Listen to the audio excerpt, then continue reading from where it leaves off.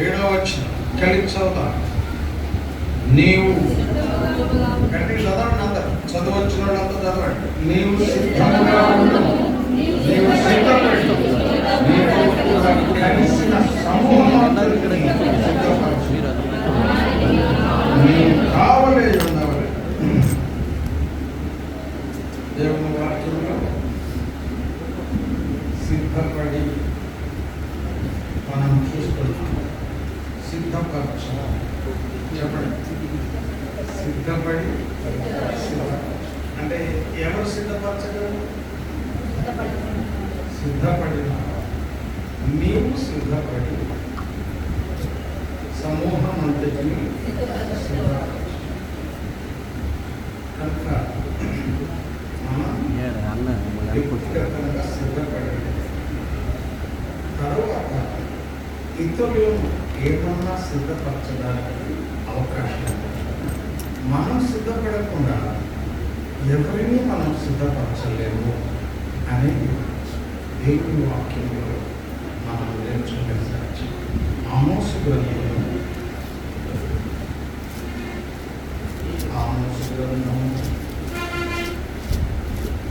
దేవుని వాక్యం నుండి 4వ అధ్యాయం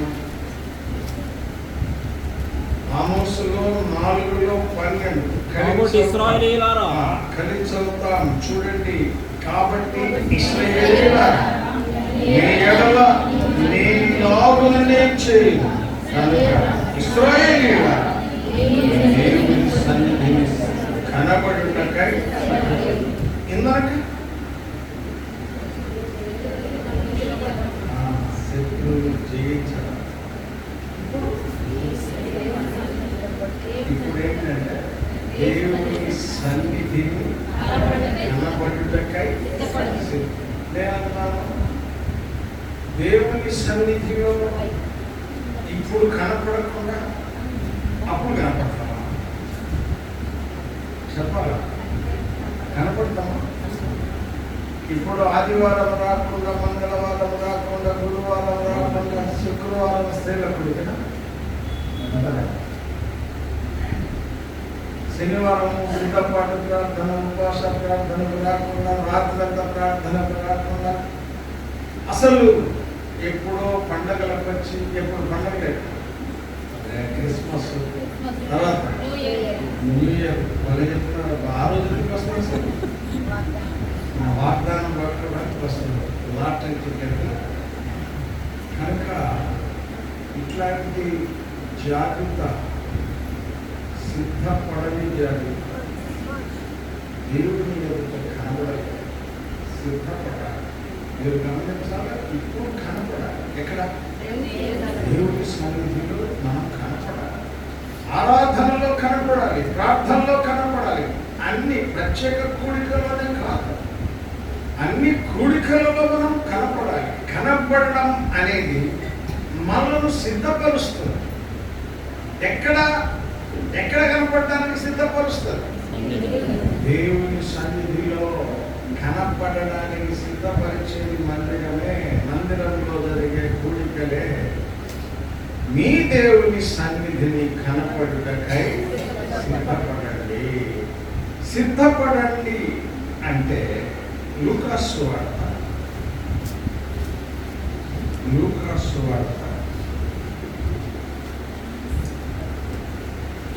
2వ అధ్యాయం 29 నుండి చదువుతాను, గమనించాలి. లూకా సువార్త 2వ అధ్యాయం. నాథా, ఇప్పుడు నీ మాట చొప్పున సమాధానముతో నీ దాసుని పోనిచ్చుచున్నావు. అన్యజనులకు నిన్ను బయలుపరచుటకు వెలుగుగాను నీ ప్రజలైన ఇశ్రాయేలుకు మహిమగాను నీవు సకల ప్రజల ఎదుట సిద్ధపరిచిన నీ రక్షణ నేను కన్నులారా చూసి తిని. గమనించాలి, ఎవరి కొరకు సిద్ధపరచబడిన రక్షణ? అన్యజనులకు, రెండవదిగా ఇశ్రాయేలు, ఆ తర్వాత సకల జనులు. చెప్పండి, మొట్టమొదట ఎవరికి? అన్యజనులను రాయబడింది, తర్వాత ఇశ్రాయేలుని రాయబడింది, తర్వాత అసలు సకల జనులకు దేవా తండ్రి నీవు సిద్ధపరిచి లోకానికి పంపిన రక్షకుడేనా? ఎవరు? ఆయన దేనికి పంపాడు? తండ్రి అయిన దేవుడు ఒక శిశువుగా, కన్యమర్య గర్భంలో ఒక శిశువుగా ఎందుకు పంపాడు? సకల జనుల ఎదుట, ఇక్కడ చూడదండి అక్కడ రాయబడింది, సకల ప్రజల ఎదుట సిద్ధపరిచిన నీ రక్షణ. అంటే దేవుడే మానవులకు ఇవ్వాలని కోరిన రక్షణ యేసు ప్రభు ద్వారా మానవులకు ఆయన సిద్ధపరిచాడు. యేసుక్రీస్తు లేకుండా మానవునికి రక్షణ దొరకదు. మనం చూస్తాం దేవుని వాక్యంలో అపోస్తలుల కార్యములు 4:12 మరి ఎవరి వలనను రక్షణ కలగదు, ఈ నామముననే అనగా యేసు నామముననే మనము రక్షణ పొందవలెను గాని ఆకాశము క్రింద భూమి మీద మనుషులలో ఇవ్వబడిన మరి ఏ నామమున మనము రక్షణ పొందలేము. రక్షకుడు ఒక్కడే. 1:21 మత్తయి సువార్త, తన ప్రజలను వారి పాపముల నుండి ఆయనే రక్షించును. కనుక దేవుని సన్నిధిలో జాగ్రత్తగా వెళ్ళండి. దేవుని సన్నిధిలో కనపడాలి అంటే మొట్టమొదటి అనుభవం ఏంటి?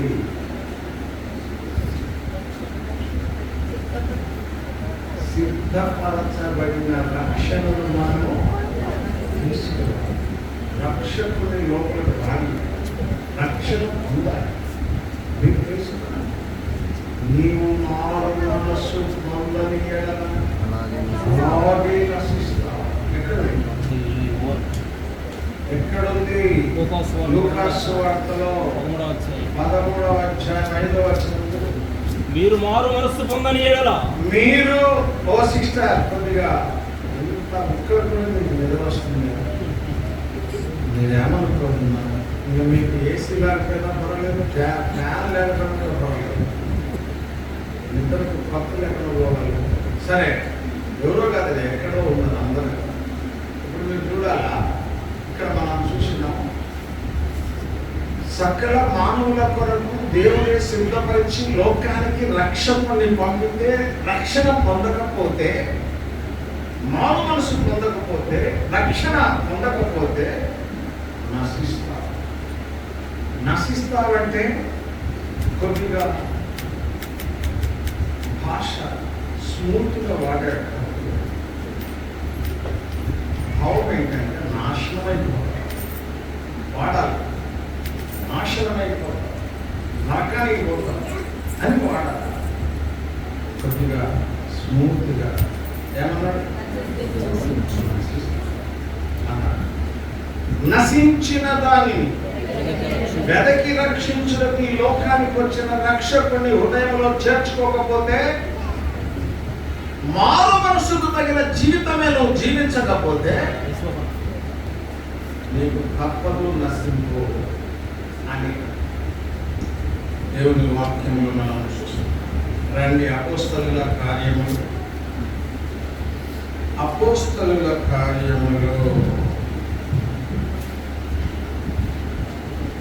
దేవుని వాక్యం నుండి అపోస్తలుల కార్యములు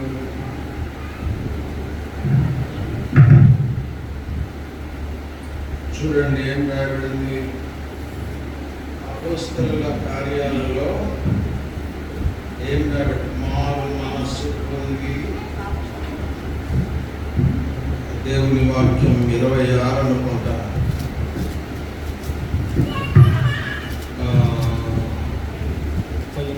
20వ వచనం, 26లో 20. పర్లేదు. మొదట దమస్కులోని వారికి, యెరూషలేములోను, యూదయ దేశమంతటను, తరువాత అన్యజనులకు వారు మారు మనస్సు పొంది దేవుని తట్టు తిరిగి మారు మనస్సునకు తగిన క్రియలు. ఇప్పుడు మొట్టమొదటి ఏమన్నా రెండు లేదు మనం మీరు సరిగా వింటాం లేదని అర్థం చేస్తాం.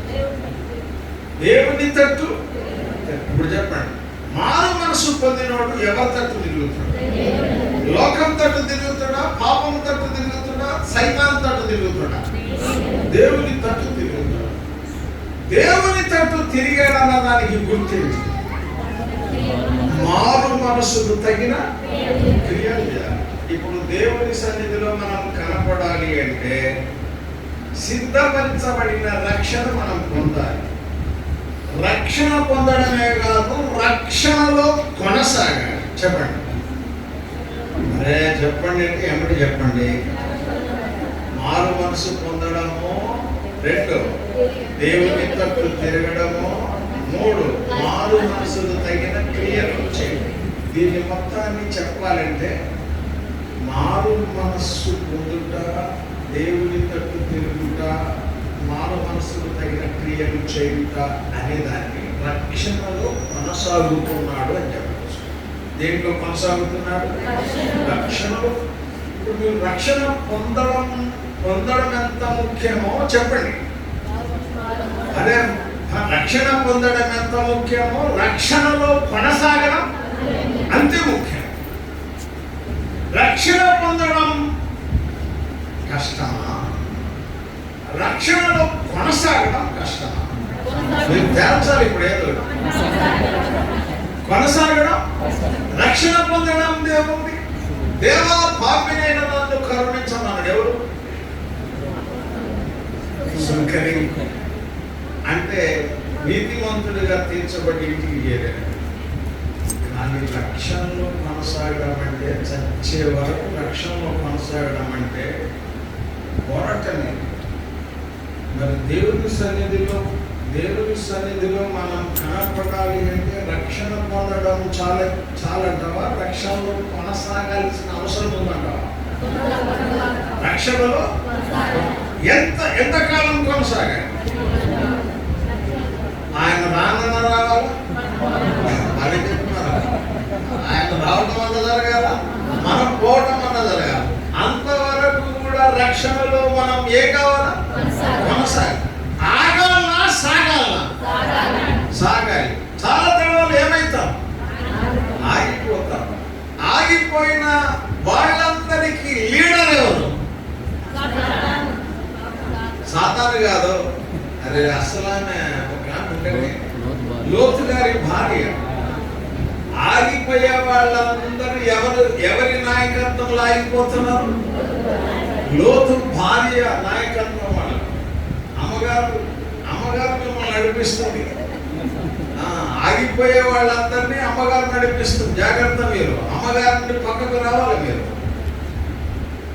సాగిపోండి, చివరి వరకు సాగిపోండి.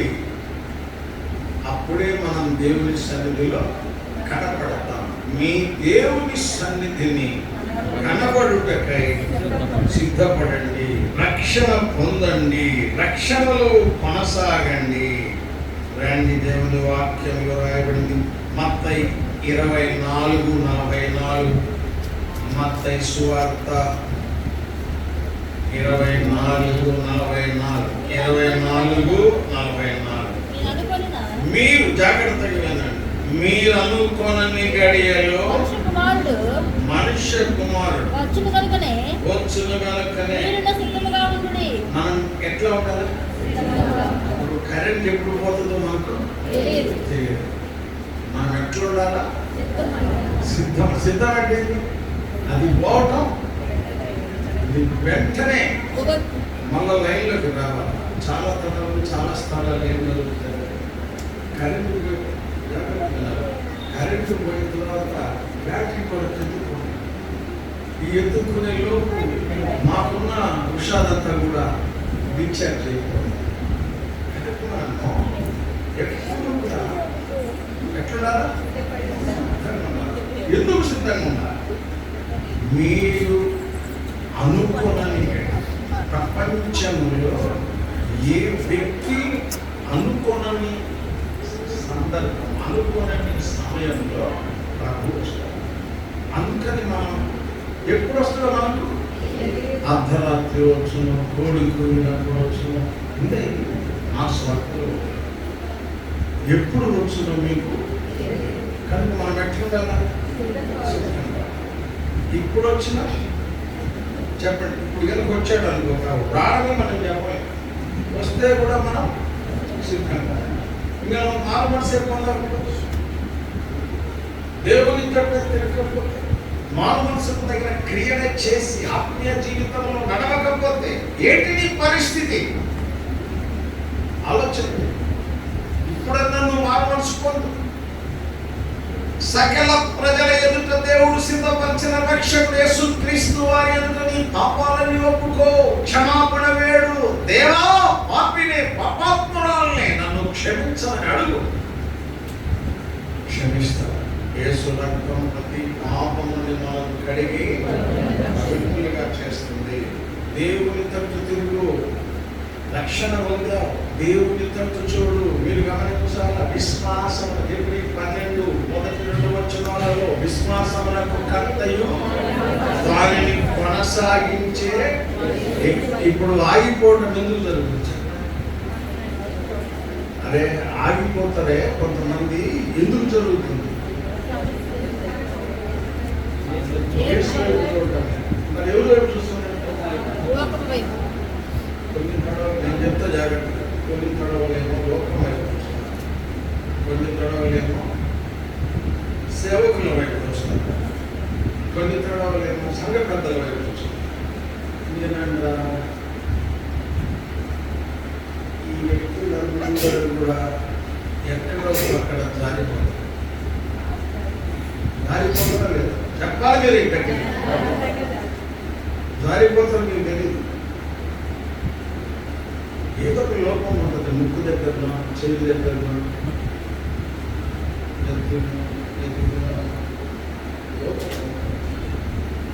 లోపము లేని మానవుడు, లోపము లేని దైవ కుమారుడు.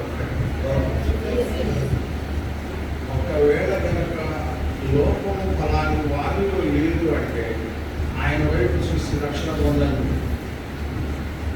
లేదు. అందుకే చెప్పబడింది, మరి ఎవరి వలన రక్షణ? యేసు ప్రభు ఒక్కడే లోక రహితుడు, నిన్న చరిత్రుడు, నిన్ను నడపగలిగిన నావికుడు. జీవితమంతా అద్భుతమైన రీతిలో నిన్ను దేవుని సన్నిధిలో కనపడే వరకు నడపగలిగిన శక్తివంతుడు ఆయన ఒక్కడే. అందుకే ఆయన వైపు చూడు. మనిషి వైపు చూసావా? 40 ఏళ్ళ విశ్వాస అన్నావా? 40 ఏళ్ళ విశ్వాస దగ్గర కూడా ఏముంటుంది చెప్పు? లోకం ఉంటుందా ఉందా?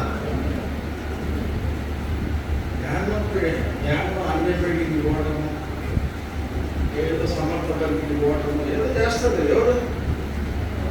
40 ఏళ్ళ విశ్వాసి తప్పిపోతాడు. తప్పిపోతే తప్పిపోవచ్చు.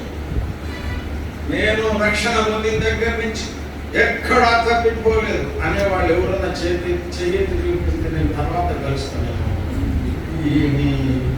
ఎంత సిస్టర్ బ్రదర్, ఎంత గొప్పవాడివయ్యా, ఎట్ట తప్పిపోలేదో నాకు చెప్పవలసిందిగా కోరుచున్నానని నేను కూడా మీ దగ్గర కూర్చున్నప్పుడు నువ్వు నా దగ్గర కూర్చోవద్దు. నేను తప్పిపోయిన సందర్భాలు ఉన్నాయి. దేవుడు మానవుడు ఏం చేస్తాడు? మీరు గమనించాలా? పేతురు తప్పిపోయినాడు. చెప్పండి. దావీదు కానీ దేవుడు కొంతమంది సాక్షులు ఉన్నారు. దానియేలు అద్భుతమైన, యోసేపు ఉన్నాడు అద్భుతమైన, యోగు కొంచెం కొద్దిగా కోపం వస్తే కోపం వచ్చి దేవుడి గురించి అర్థం చేసుకునే విషయంలో కొంచెం అంటే ఆ కష్టాలు కొంతమంది ఇప్పుడు పౌలు నేను క్రీస్తులకు నేను చెప్పాలంటే గొప్ప వ్యక్తులు, గొప్ప వ్యక్తిత్వం కలిగిన దైవిక వ్యక్తిత్వం కలిగిన వారు. కొంతమంది భక్తులు ఉన్నారు, కాదని అనడానికి లేదు. కాబట్టి మనం ప్రాక్టీస్ చేయాలి. ఎట్లా ప్రాక్టీస్ చేయాలా? యోసేపు లాగా నేను ఉండాలా? చెప్పండి. యోగు లాగా నేను బతకాలా? చెప్పండి. ఇంకెవరు? దావీదు మనసు మార్చుకున్న దావీదులాగా బతకాలా? తర్వాత పౌలుగా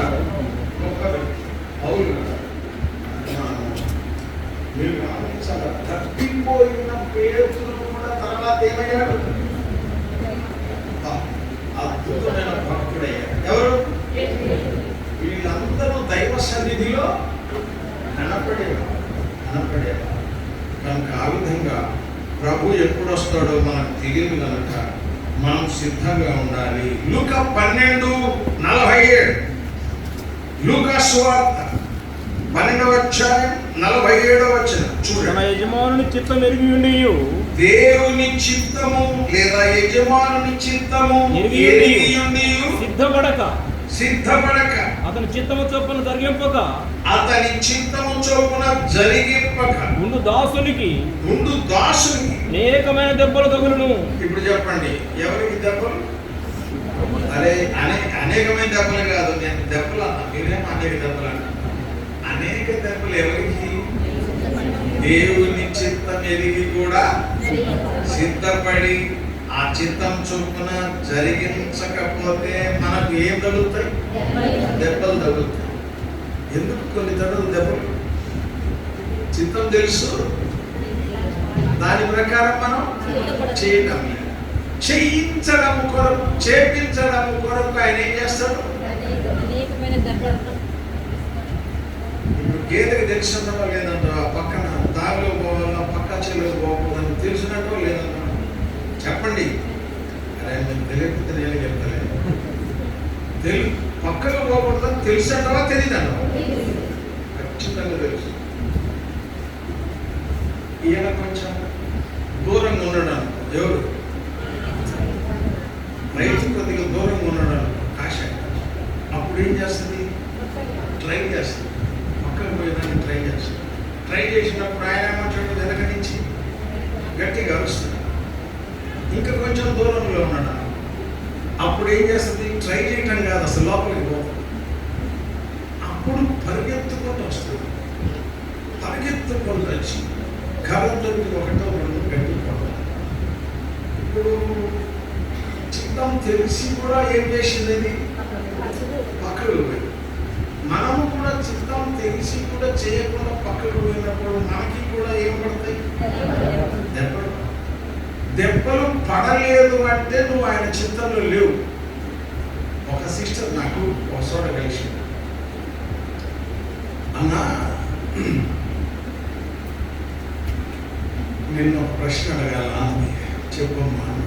ఏం లేదన్నా, అందరూ కలిపినట్టు కలుపునన్నా నీళ్ళు పాలలో, నేనేదో కొంచెం కలుపుతానన్నా అంటే అందరూ పాలలో అందరూ నీళ్లు కలుపుతారు అని అన్నదా. అందరూ కలిపినట్టు కలుపునన్నా, నేను కొద్దిగా కలుపుతాను. ఇంకొక అన్నది అసలు నీళ్లు కలిపే పోస్తానని చెప్తానంట. మీకు అర్థమైంది? పోసేవాళ్ళతో ఏం చెప్పుతాంట? నీళ్లు కలిపినాదనే చెప్పుతాంట. ఈమె నక్సలెట్ అయ్యి చెప్పే వస్తానమాట. సరే ఏదన్నా కానీ నాకు ఆ సిస్టర్ అడిగింది, అన్న మరి ఏమంటావు, నా సంగతి ఏందంటావు అంటే, ఎట్లమ్మా అది కుదరదు. గేదె నోరు అంటే మాట రాని గేదె స్వచ్ఛమైన పాలిస్తుండే అన్నీ తెలిసి నన్ను పెట్టగలుగుతావు.